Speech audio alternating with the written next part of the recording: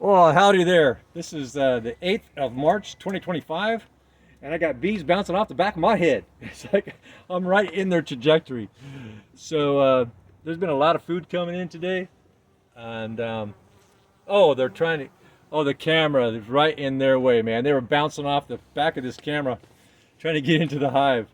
I got to keep my distance a little bit, and so um, today they look really good. I don't see no problems with them today. Um, Looks awful good today. It's a beautiful day in the neighborhood. A beautiful. Oh, is that an earthquake? I don't know what that is. I think the earth is turning sideways. Is that what that is? No. Doubt it. Okay. A closer view. So what they're doing is they're coming in and they're bouncing off this hive. I mean this camera. It's like it's right in their trajectory. So they're coming up from behind me. I'm standing right behind the camera. They're buzzing right by my ears. Oh, there's some pollen there coming in. So tomorrow I'm going to be doing a panel removal. I did a sugar shake yesterday, and tomorrow I'm going to.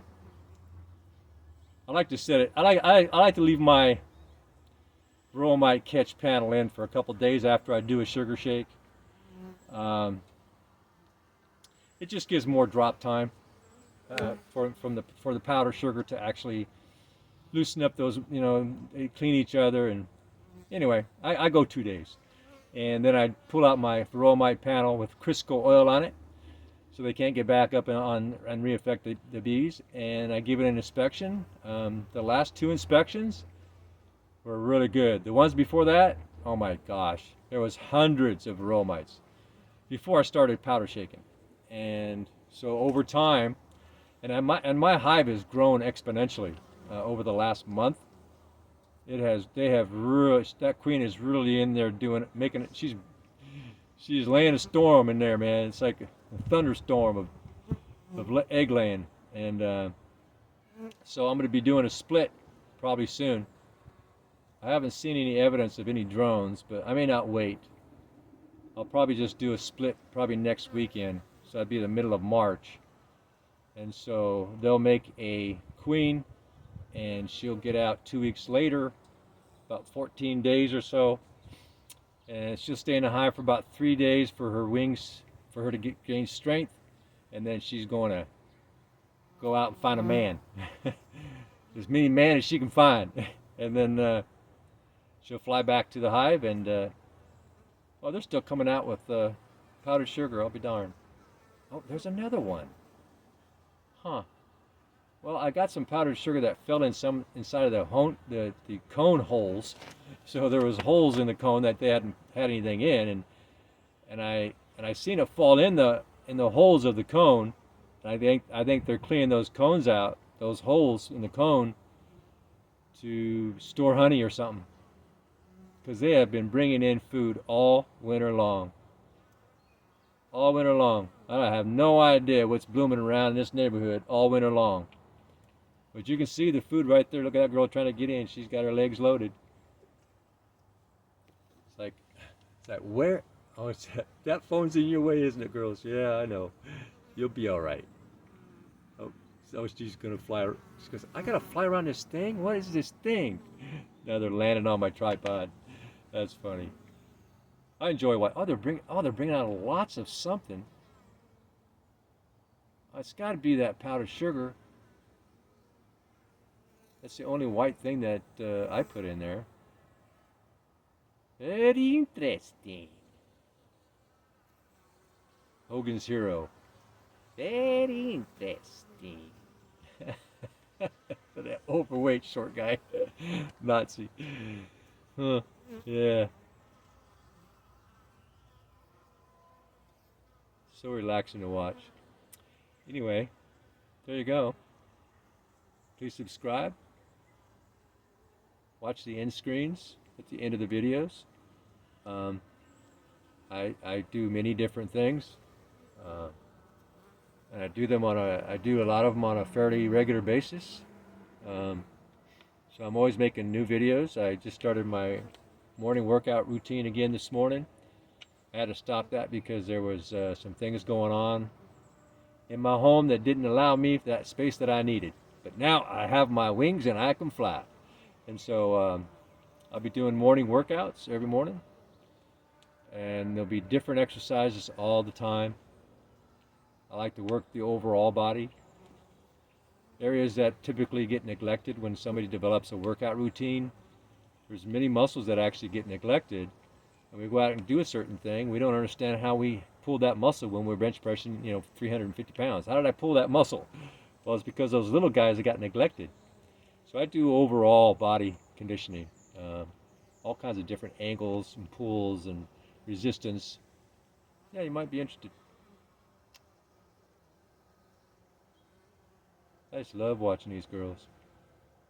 Especially, I've been digging and doing stuff all day today, and this is my few minutes of downtime.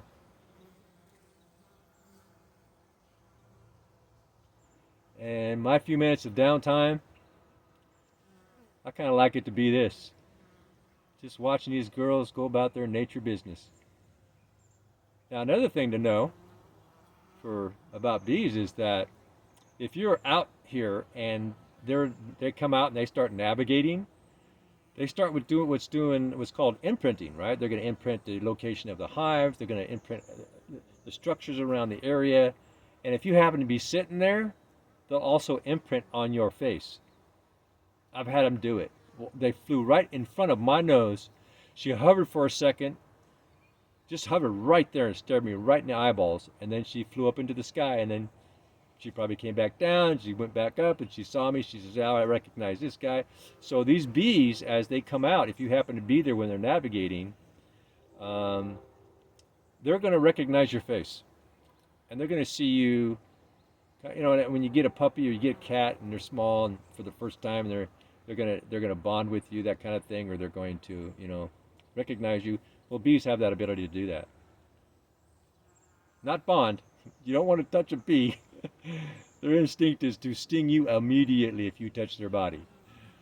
It doesn't matter which angle you touch them from. That tail will turn, that butt will turn at that angle, backwards, upwards, sideways, and she will sting you.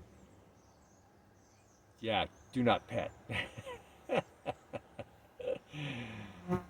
I didn't get stung doing that, but I went to kind of touch one, and her tail, that butt went up immediately to get me. But I said, "Oh, okay, don't do that. This is not a petting bee zoo." Anyway.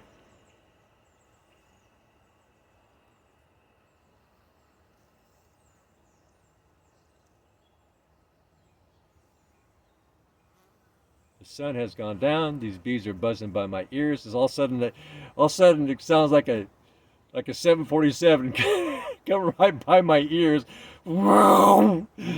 That's how close they are. In fact, they're bouncing off my side of my head, the back of my head, the top of my head.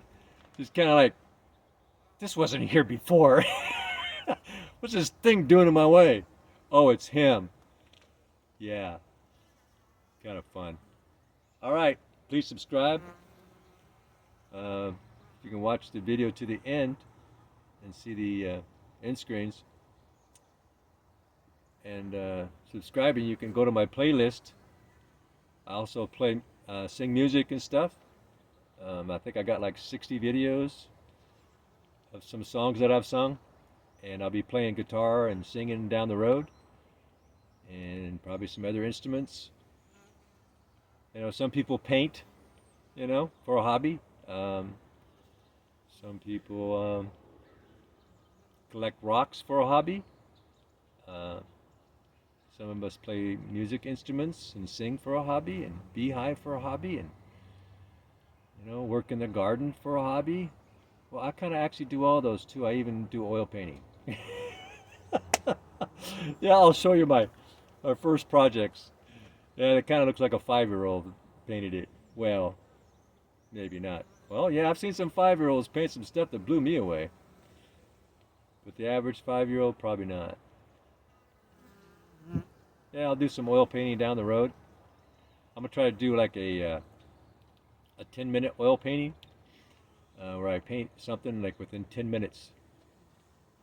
Yeah, I could probably do it. Maybe 15 minutes, somewhere in there. You know, I'll make sure that it, looks good.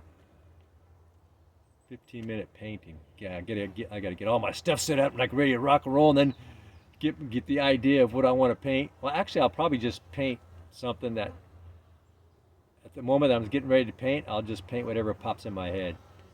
It's like, what am I gonna paint? I don't know. Well, the camera's recording. Okay, and I'll just start painting. Paint on the fly. Nick Fly. Back to some future. All right, please subscribe. Have a nice day.